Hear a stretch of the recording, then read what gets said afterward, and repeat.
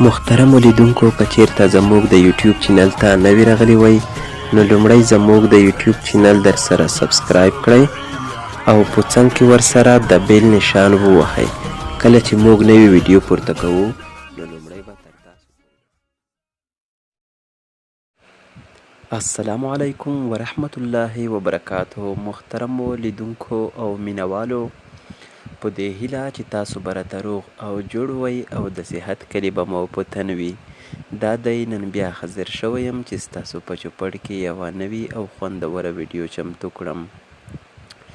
مینوالو، تاسو به ډیری موټر لیدلی وي چې بغیر له چابۍ څخه خلاصیږي، یعنې هغه موټر چې چابي نه لري، هغه ریموټ لري او په ریموټ باندې هغه سټاټیږي هم او دروازې هم ریموټ باندې خلاصیږي، همداشان بندیږي هم ریموټ باندې.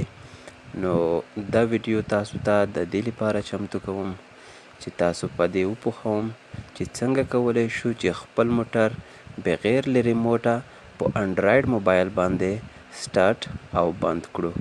نو دا اپلیکیشن تاسو ته ښایم، تاسو کولی شئ چې دا د خپل موټر سره کنیکټ کړئ او خپل موټر د موبایل په ذریعه باندې کنټرول کړئ.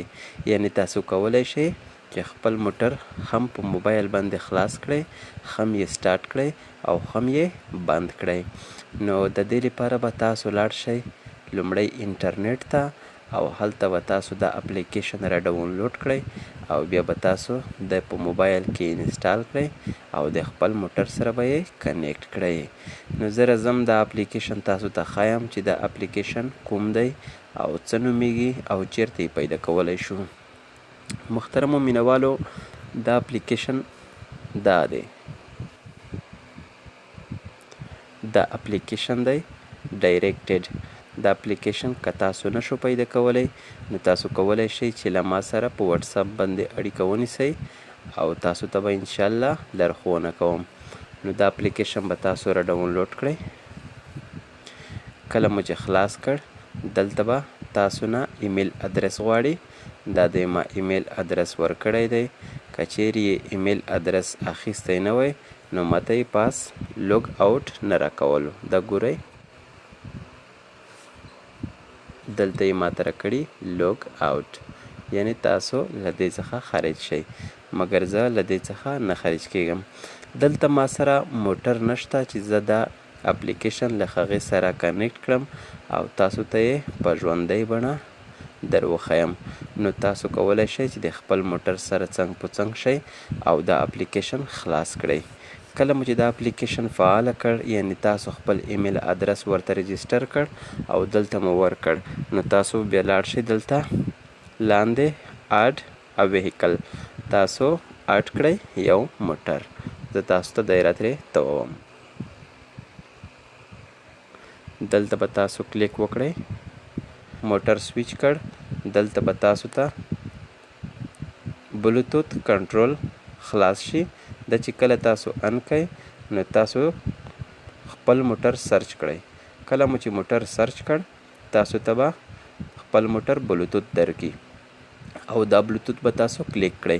کله مو چې بلوتوث کلیک کړ نو تاسو نه یو پاسورډ غواړي. پاسورډ به تاسو د خپل موټر سریال نمبر ورکړئ نو ستاسو پروګرام به فعاله شي. یعنې تاسو کولی شئ چې خپل موټر د دې اپلیکیشن په ذریعه باندې کنټرول کړئ. مثلا زه بلوتوث کنټرول ان کوم.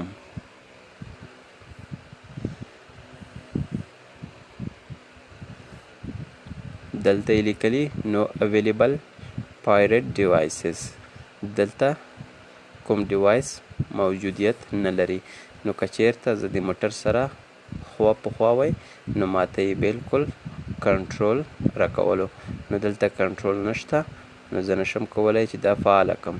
تاسو کولی شئ چې په اوسنۍ سره دا سافټویر فعاله کړئ او دا سافټویر استعمال کړئ. نو ملګرو، که چیرته کومه پوښتنه یا کوم وړاندیز او یا کومه نیوکه لرئ نو تاسو کولی شئ چې له ما سره یې په کمنټ کې شریکه کړئ.